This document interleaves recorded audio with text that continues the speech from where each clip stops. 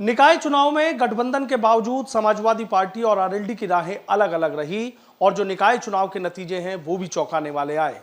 अब ऐसे में पूरे पश्चिम उत्तर प्रदेश में एक बात चल रही है और बात जब निकली है तो दूर तलक जा रही है कि क्या पश्चिमी उत्तर प्रदेश में एक नए गठबंधन की सुगबुगाहट होने वाली है जो 2024 में कहीं ना कहीं बीजेपी की टेंशन बढ़ा सकती है।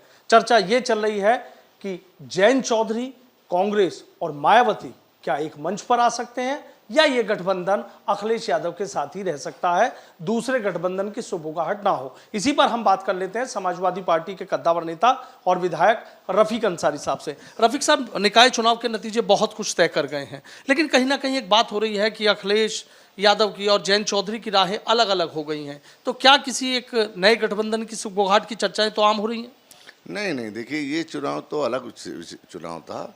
वो सरकार बनाता है, जो 2024 का चुनाव है, ये तो स्थानीय निकाय चुनाव था।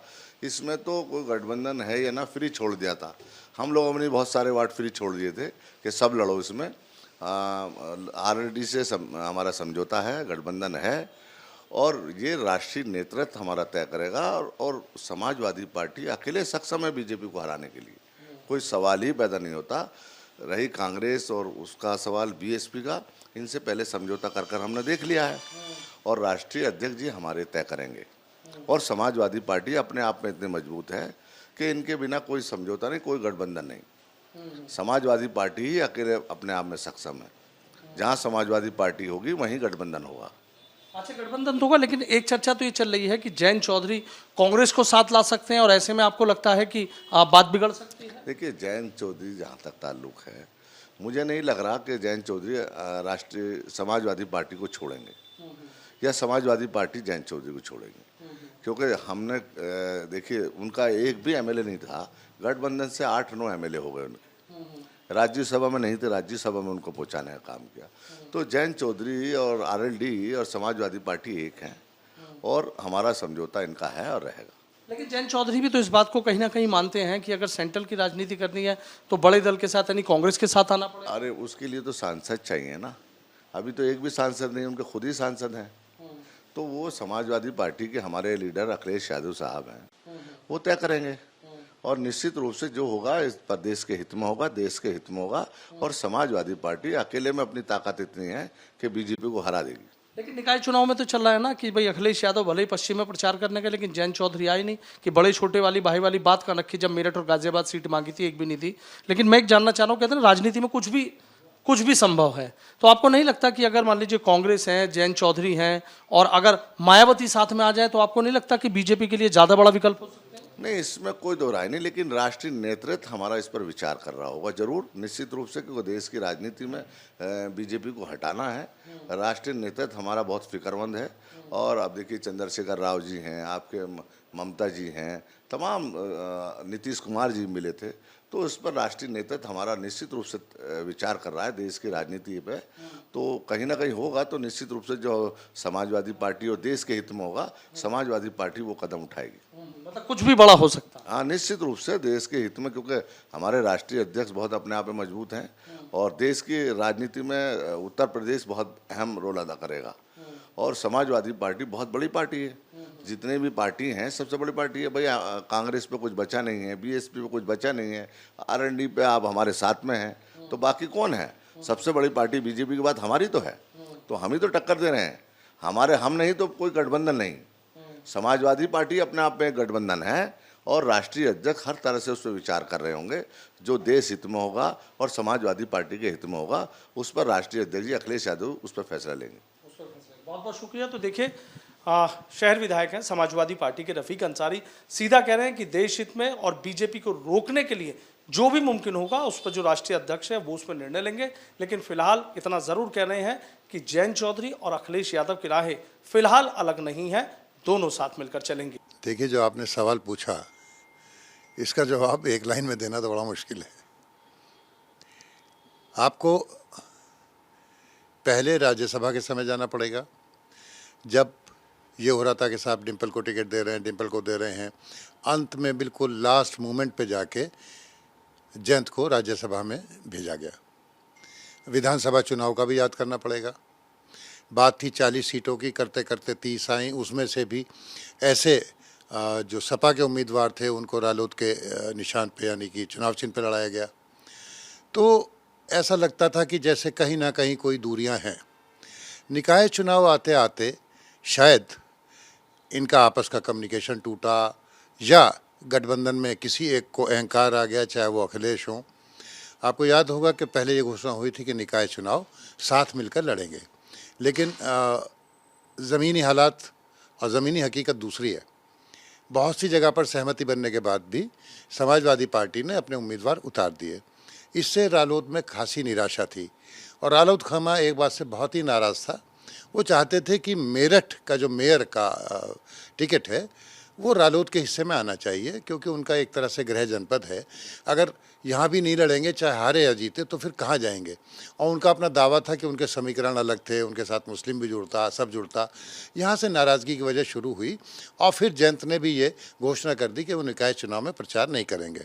आपको याद होगा कि सहारनपुर में अखिलेश की जनसभा में नहीं गए और मेरठ की जब उन्होंने रोड शो किया तब भी उनके साथ शहर विधायक भी नहीं थे। रालोद की बात तो छोड़िए, जयंत की तो अपने सपा के शहर विधायक भी नहीं थे। सबसे बड़ा जो पेच फंसा है वो फंसा है कि क्या मुस्लिम मतदाता आज भी अखिलेश यादव के साथ उसी तरह से एकजुट है जो विधानसभा चुनावों के समय था। तो इसका जवाब हमें मिल गया निकाय चुनाव के परिणामों से कि वो ऐसा नहीं है। इसमें भूमिका अदा करी इमरान मसूद ने भी और एएमएम के ओवैसी साहब ने। एक तो इमरान मसूद ने एक बात कहनी शुरू करी कि साहब ये अखिलेश यादव हैं और मुलायम सिंह यादव नहीं है। मेरठ के मुस्लिमों में भी ये प्रचार किया। उधर अतीक का प्रकरण हो गया। अतीक प्रकरण में न जाने क्यों एक उसे अफवाह माने क्या माने, पर मुस्लिम समुदाय के दिल में ये बात बैठ गई कि कहीं ना कहीं अखिलेश के उकसावे के कारण अतीक आज इस दुनिया में नहीं है और ओवैसी ने उनका समर्थन किया। तभी से ये होने लगा था कि क्या मुस्लिम मतदाता कहीं अखिलेश से और छिटक तो नहीं जाएंगे, जो आजम खां प्रकरण में नाराज़ हैं, शरजील इस्लाम के मामले में नाराज़ हैं, इरफान सोलंकी के मामले में नाराज़ हैं। पहले ही मुस्लिम समुदाय थोड़ा थोड़ा छिटकने लगा था अखिलेश से, और अब जब ये अतीक वाला प्रकरण हुआ और उधर ओवैसी के कैंडिडेट यहाँ पर आए तो रातों रात अचानक कमाल हो गया। सिर्फ मतदान से 3 दिन पहले जो उम्मीदवार कहीं दिखाई नहीं दे रहे थे, उन्होंने अपनी ऐसी एंट्री मारी कि सब देखते रह गए। यानी कि मुस्लिम मतों में बिखराव शुरू हो गया। मेरठ की अगर उदाहरण लें तो इतनी भारी संख्या में वोट लेना, मुजफ्फरनगर में वोट लेना जिसकी वजह से बीजेपी जीत गई। तो अखिलेश और जयंत की दोस्ती का आधार क्या था? आधार था कि पूर्वांचल में यादव प्लस मुस्लिम और पश्चिम में जाट प्लस मुस्लिम। अगर मुस्लिम नहीं रहेंगे अखिलेश पे, तो अगर जयंत की जगह देखें तो उनको अखिलेश से दोस्ती का लाभ क्या होगा? तो डेफिनेट है कि एक तो दिलों की दूरियां बढ़ी, दूसरे अगर उनका वोट बैंक छिटकता है जिसे परंपरागत वोट बैंक माना गया अखिलेश का, तो दोनों की दोस्ती में जो लाभ हानि की बैलेंस शीट है वो गड़बड़ा गई है। और जब वो बैलेंस शीट गड़बड़ा जाती है तो फिर बड़े बड़े रिश्ते, अच्छे अच्छे रिश्ते और दोस्तियाँ टूटने की तरफ बढ़ती हैं। और जब दोस्तियाँ टूटती हैं तो आदमी नए दोस्त ढूंढने की कोशिश करता है, नए रास्ते तलाश करता है। आप देखिए 2024 भी बड़ा नज़दीक आ रहा है। उससे पहले दोनों को ही अपने मार्ग तय करने, या तो ये अपने गिले शिकवे दूर कर लें, जो मुसलमानों में अविश्वास इनके प्रति उत्पन्न हुआ है अखिलेश के प्रति, उसे जाके ठीक करें, उनसे मिलें जुलें, उनसे संवाद करें, तब ये दोस्ती कायम रह पाएगी। अन्यथा मुझे लगता है इस दोस्ती में दरार पड़ सकती है। अच्छा, कांग्रेस का भी कोई विकल्प हो सकता है? जयंत चौधरी ने आपने देखा था कि उनकी पद यात्रा का स्वागत किया था। कहते हैं राजनीति में तो सब कुछ जायज़ है। ये आपका सवाल बहुत सामयिक और बहुत जायज़ है। देखिए, एक तो जयंत के क्षेत्र से निकल रही थी और उस समय वो भारत जोड़ो यात्रा कांग्रेस के लिए के अलावा एक और प्रतीक थी। वो सिंबल थी कि विपक्ष क्या कर रहा है और भाजपा के खिलाफ क्या किया जाना चाहिए। अगर वो अपने क्षेत्र में नहीं जाते उसका समर्थन करने और फिर भी उतनी भीड़ रहती, तब भी ये होता कि साहब कांग्रेस ने अपने दम पर कर लिया। तो एक तो इसे क्रेडिट लेने से बचना था, ताकि भाई हम भी गए और आलोक ने खुल के समर्थन किया तो इसलिए आपकी यात्रा हमारे क्षेत्र में सफल हो गई। दूसरे, हर एक कोई भी दरवाज़ा बंद नहीं करना चाहता जो हालात हैं। तो जयंत भी समझदार हैं, वो सारे दरवाजे खुले रखना चाहते हैं, किसी तरह की रिश्तों में कड़वाहट नहीं आने देना चाहते ताकि निजी रिश्ते बेहतर रहें। और आपका सवाल बहुत सामयिक और प्रासंगिक इसलिए है कि हाल ही में कर्नाटक चुनाव ने विपक्षी दलों में और ख़ासकर कांग्रेस में एक नई ऊर्जा का संचार किया है, एक संजीवनी सी मिली है।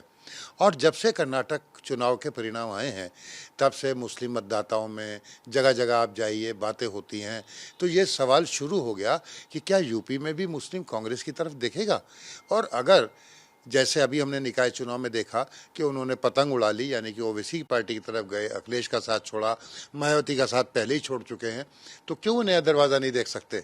मुस्लिम मतदाता तो पहले भी टैक्टिकल वोटिंग करता रहा है, और उसे अगर लगेगा कि पूरे देश में, यूपी की बात ना करें, पूरे देश में भारतीय जनता पार्टी से कोई लड़ रहा है तो वो कहते हैं कि साहब राहुल गांधी लड़ रहे हैं, कांग्रेस लड़ रही है। तो इस संभावना से इनकार नहीं किया जा सकता कि मुस्लिम मतदाताओं का कुछ झुकाव कांग्रेस की तरफ होने लगे, और अगर ये इशारे मिलते हैं तो उन्हें गठबंधन में नए साथी यूपी में मिलेंगे। वो जयंत भी हो सकते हैं, वो राजभर भी हो सकते हैं, वो और लोग भी हो सकते हैं। और फिर राजनीति तो ऐसी अनिश्चितताओं का खेल है, इसमें कुछ भी कहना कि किसी बात को खारिज कर दूं, मैं सिरे से खारिज किसी बात को नहीं कर सकता, किसी संभावना से इनकार नहीं कर सकता। और जैसा पुरानी कहावत है, राजनीति में कोई स्थायी दुश्मन या दोस्त नहीं होता। यूपी में सियासत क्या करवट ले रही है, पर्दे के पीछे क्या खिचड़ी पक रही है, और राष्ट्रीय लोकदल के लिए क्या नए उम्मीदों के द्वार खुल रहे हैं, इसी पर हम बात कर लेते हैं। आरएलडी के राष्ट्रीय प्रवक्ता हैं रोहित जाखड़ जी। रोहित जी, एक चीज आपसे जानना चाहूंगा, निकाय चुनाव के नतीजे तो आ गए हैं, 2024 की तैयारियों में आप सब लोग जुटे हुए हैं, क्या चल रहा है? देखिए, आदरणीय जयंत चौधरी जी लगातार किसान, कमेरे, वंचित, बेरोजगारों की एकजुटता के लिए लड़ाई लड़ रहे हैं।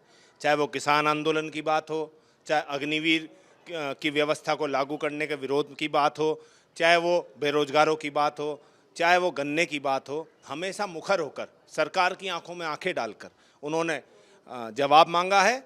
और निश्चित ही ज़मीन पर आम जनमानस में भावना है कि अगर हमारी बात कोई उठा सकता है तो आदरणीय जयंत चौधरी जी मुखरता से बात को उठा भी सकते हैं और मनवा भी सकते हैं। अच्छा, निकाय चुनाव के जो नतीजे आए, कहीं ना कहीं आपने देखा कि जो गठबंधन में रार थी, गठबंधन में तकरार थी, उसके बाद जो निकाय चुनाव के नतीजे आए वो किस तरीके के रहे? क्यों राहें तो अलग अलग नजर आ रही थी, कहने को गठबंधन नजर आ रहा था। देखिए, निकाय चुनाव जमीनी हकीकत में कार्यकर्ताओं की भावनाओं का चुनाव है।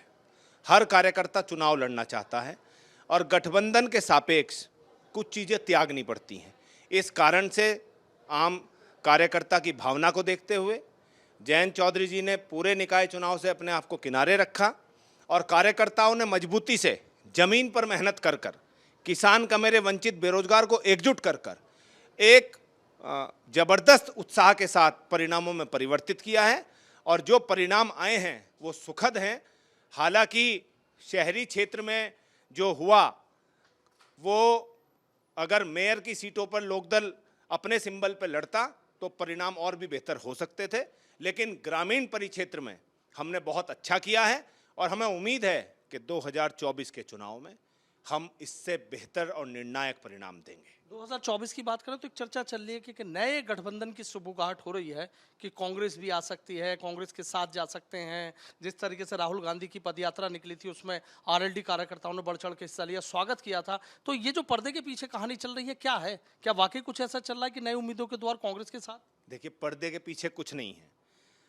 राहुल गांधी जी ने भारत में जो यात्रा निकाली वो लोगों को जोड़ने की यात्रा थी और सरकार से सवाल पूछने की यात्रा थी। तो इसलिए जयंत चौधरी जी हर उस दल का समर्थन करते हैं जो सरकार की आंखों में आंखें डालकर आम जनमानस के हितों के सवाल पूछे और उसके लिए तटस्थ हो सके। और रही बात गठबंधन की, ये राजनीतिक गठबंधन जब चुनाव आते हैं तो बहुत चर्चाएं होती हैं। ये 24 अभी दूर है, लेकिन ज़मीन पे कार्यकर्ता पूरी तरह मुस्तैद हो चुके हैं। हमारा समरसता अभियान 19 मई से शुरू हो रहा है, जिसमें आदरणीय जयंत चौधरी जी लगातार हर जिले में 2 दिन का समय देंगे, गांव-गांव जाएंगे और आप परिणाम देखेंगे कि अब हम और राष्ट्रीय लोकदल का कार्यकर्ता एक भी दिन शांति से नहीं बैठने वाला है। और जो किसान, कमेरे, वंचित, बेरोजगारों के मूल मुद्दे हैं, हम सरकार को मूल मुद्दों पे सवाल पूछेंगे और मूल मुद्दों पे ही इंटैक्ट छोड़ेंगे। आप ये समझ लें कि ध्रुवीकरण की राजनीति उत्तर प्रदेश से पलायन कर जाएगी। अखिलेश साथ रहेंगे या कोई और भी साथ आ जाए? देखिए, अभी जो गठबंधन है वो सबके सामने है और जो 24 के नज़दीक आते आते गठबंधन बड़ा स्वरूप लेगा, क्योंकि ये राष्ट्रीय राजनीति की बात है। हम कांग्रेस के साथ राजस्थान में फिलहाल गठबंधन में हैं, तो गठबंधन के बड़े नेता जैसा तय करेंगे वैसा आपके समक्ष सब स्पष्ट होगा। और उम्मीद है कि जिस तरीके से ममता बनर्जी जी ने भी शुरुआत करी है, तो कुछ ना कुछ विपक्ष की एकजुटता पे जो नीतीश कुमार जी काम कर रहे हैं, ये चौधरी चरण सिंह जी का वृक्ष है, जो लगातार चाहे वो बिहार हो, झारखंड हो, उड़ीसा हो, बंगाल हो, वो सब इकट्ठे हो सकता है, एक छतरी के नीचे आए, एक वृक्ष के नीचे आए, और उसका नेता कौन होगा, उस एकजुटता में चेहरा कौन होगा, ये तो गठबंधन जो बनेगा उसमें तय होगा। लेकिन तटस्थ होकर विपक्ष की एकजुटता की हम प्रयास करेंगे। आदरणीय जयंत चौधरी जी ने पहले भी कहा है कि एक जैसी समान मानसिकता के लोग एकजुट होकर भारतीय जनता पार्टी की दमनकारी और विभाजनकारी नीतियों के खिलाफ तटस्थ होकर लड़ेंगे, और निश्चित ही चुनाव के नतीजे सुखद होंगे, निर्णायक होंगे और हमारे पक्ष में होंगे। अच्छा, एक चर्चा तो ये चल रही है ना कि जिस तरीके से निकाय चुनाव के नतीजे आए, आपने देखा मेरठ के, देख लीजिए AIMIM कितनी बड़ी संख्या में, करीब 1,28,000 वोट ले गए। कई और ऐसी सीटें रही, आपको नहीं लग रहा कि मुस्लिम कहीं ना कहीं अखिलेश यादव से छिटक रहा है, तो उसकी वजह से आपको दिक्कतें हो सकती है 2024 में? देखिए, आप परिणाम देखेंगे, जहां जहां राष्ट्रीय लोकदल समाजवादी पार्टी का गठबंधन जमीन पे काम किया है, वहां वहां ना तो बहुसंख्यक में बिखराव है, ना अल्पसंख्यक में बिखराव है। सब लोग एकजुट रहे हैं, और एकजुट होकर सरकार की आंखों में आंखें डालकर, सरकार के विपरीत वोट डालकर अपने प्रत्याशियों को जिताने का काम किया है। बीजेपी का रास्ता रोक पाएंगे? पूर्व में भी बीजेपी का रास्ता हम ही लोग रोक पाए हैं, और आगे भी हम ही लोग रोक पाएंगे। निश्चित ही किसान, कमेरे, वंचित, बेरोजगारों के जो मूल मुद्दे हैं, सरकार को उन पे बात करनी पड़ेगी। गन्ने के भुगतान पे बात करनी पड़ेगी, जो खाद की कमी है उस पे बात करनी पड़ेगी, बिजली के मूल्य पे बात करनी पड़ेगी, और हर उस बेरोजगारों की जो लगातार नौकरियां निष्पादित होती हैं और उनके पेपर आउट हो जाते हैं, उस पे भी सवाल पूछना पड़ेगा। अभी कर्नाटक में भ्रष्टाचार के मुद्दे पे सरकार चली गई है, तो भ्रष्टाचार की अताह उत्तर प्रदेश में भी है, और राष्ट्र के सभी प्रदेशों में है। निश्चित ही जहां जहां भारतीय जनता पार्टी अब शासन कर रही है, लगातार उनका क्षेत्र सिकुड़ रहा है, और 24 में निर्णायक परिणाम आपको देखेंगे। बहुत बहुत शुक्रिया। तो देखिए, रोहित जाखड़ हैं RLD के राष्ट्रीय प्रवक्ता, और सीधा कह रहे हैं कि गठबंधन एक बड़ा स्वरूप ले सकता है। इशारों इशारों में बहुत कुछ कह दिया, लेकिन देखना यह होगा कि आखिर इस नए स्वरूप के बाद सियासत कितनी बदलती है और बीजेपी के विजय रथ को कितना रोक पाती है। वीडियो जर्नलिस्ट सत्येंद्र सिंह के साथ सनुज शर्मा, ABP गंगा, मेरठ।